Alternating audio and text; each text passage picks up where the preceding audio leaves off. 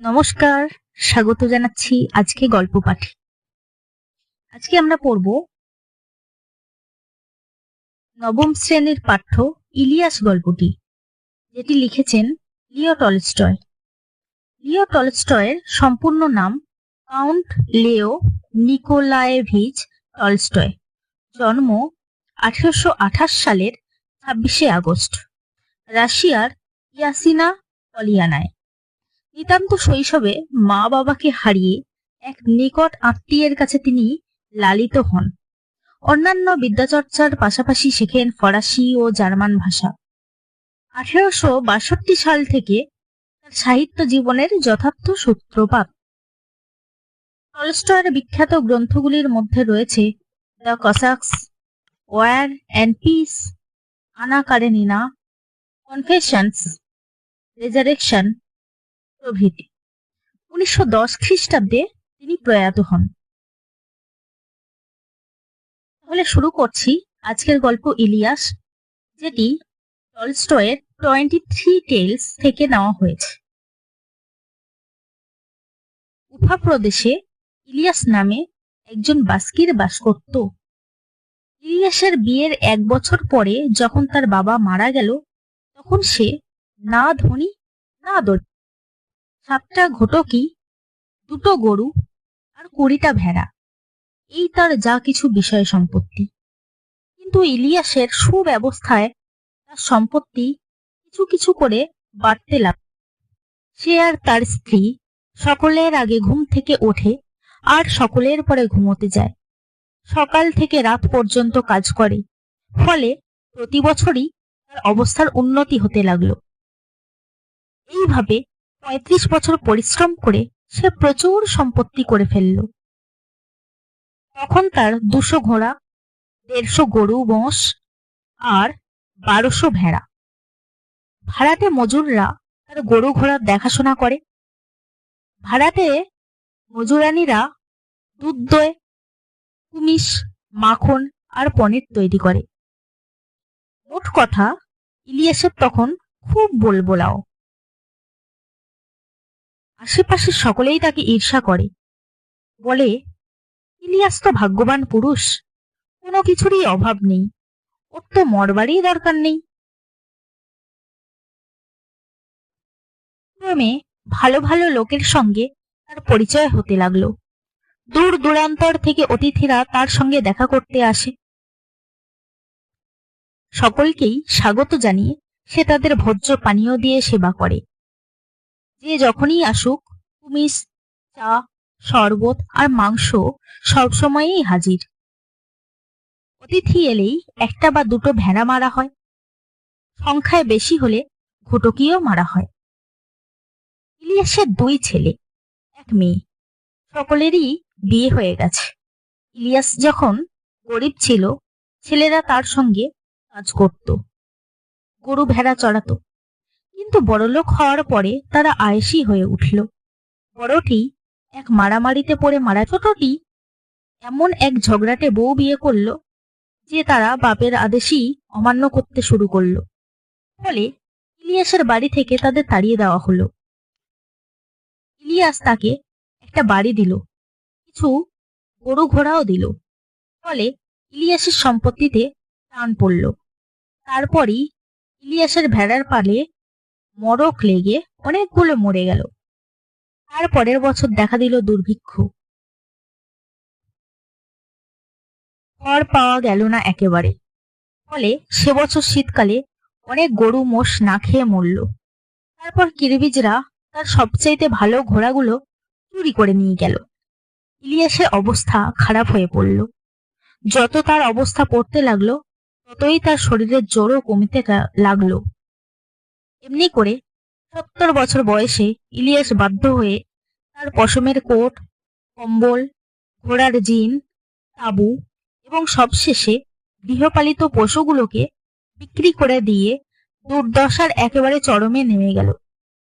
আসল অবস্থা বুঝে উঠবার আগেই সে একেবারে সর্বহারা হয়ে পড়ল। ফলে বৃদ্ধ বয়সে স্বামী স্ত্রীকে অজানা লোকের বাড়িতে বাস করে তাদের কাজ করে খেতে হতো।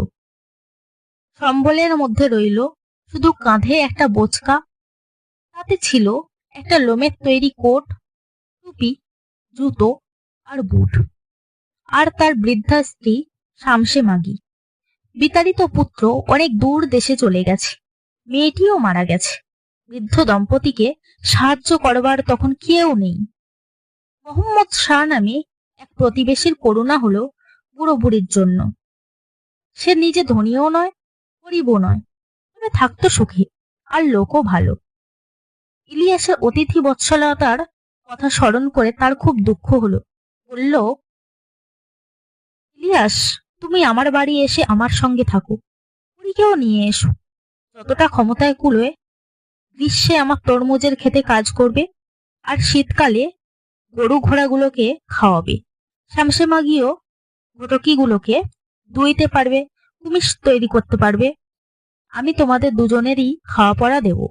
এছাড়া যদি কখনো কিছু লাগে বলবে, তাও দেব। ইলিয়াস প্রতিবেশীকে ধন্যবাদ দিল। সে আর তার স্ত্রী মোহাম্মদ শাহর বাড়িতে ভাড়াটে মজুরের মতো কাজ করে খেতে লাগলো। প্রথমে বেশ কষ্ট হতো, কিন্তু ক্রমে ক্রমে সব সয়ে গেল।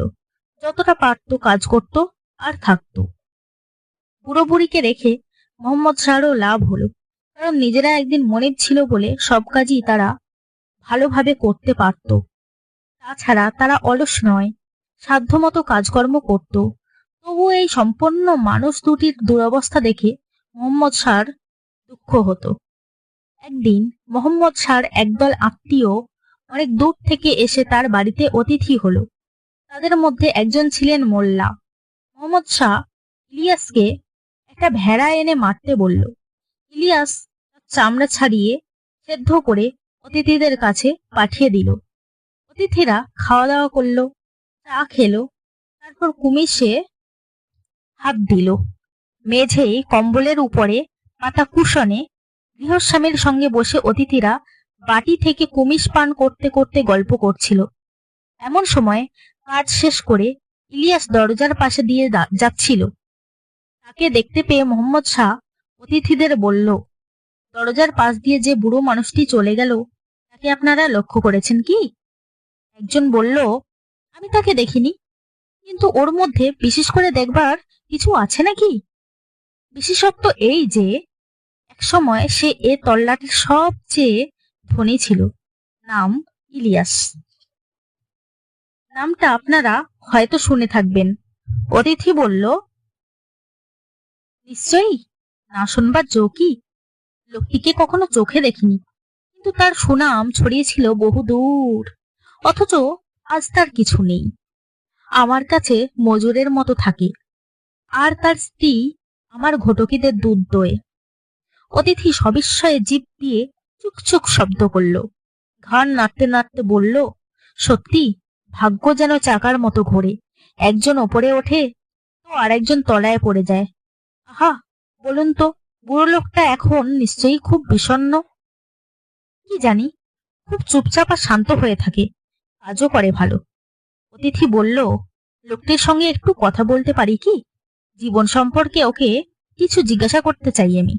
গৃহস্বামী বলল, নিশ্চয়ই পারেন। তারপর তাঁবুর বাইরে গিয়ে ডাকলো, বাবাই, একবার এদিকে এসো তো, তোমার বুড়িকেও সঙ্গে নিয়ে এসো, আমাদের সঙ্গে একটু কুমিশ পান করবে। ইলিয়াস আর তার স্ত্রী এলো। ইলিয়াস অতিথি ও গৃহস্বামীকে নমস্কার করলো, প্রার্থনা করলো, তারপর দরজার পাশে এক কোণে বসলো। তার স্ত্রী পর্দার আড়ালে গিয়ে কর্ত্রীর পাশে বসলো। ইলিয়াসকে এক বাটি কুমিজ দেওয়া হলো। সে আবার অতিথি ও গৃহস্বামীকে মাথা নিচু করে নমস্কার করলো এবং একটু খেয়ে বাকিটা নামিয়ে রাখলো। অতিথি তাকে জিজ্ঞাসা করলো, আচ্ছা বাবাই, আমাদের দেখে তোমার অতীত জীবনের সুখ সমৃদ্ধির কথা স্মরণ করে এবং এখনকার দুরবস্থার কথা ভেবে কি খুবই কষ্ট হচ্ছে? ইলিয়াস হেসে বলল, সুখ দুঃখের কথা যদি বলি, আপনারা হয়তো আমার কথা বিশ্বাস করবেন না, বরং আমার স্ত্রীকে জিজ্ঞাসা করুন। তিনি মেয়ে মানুষ, তার মনেও যা, মুখেও তাই। এ বিষয়ে তিনি পুরো সত্য বলতে পারবেন। অতিথি তখন পর্দার দিকে তাকিয়ে বলল, আচ্ছা ঠাকমা, আগেকার সুখ আর এখনকার দুঃখ সম্পর্কে তোমার মনের কথাটা বলো তো। পর্দার আড়াল থেকে শামসে মাগি বলতে লাগলো, এই হলো আমার মনের কথা।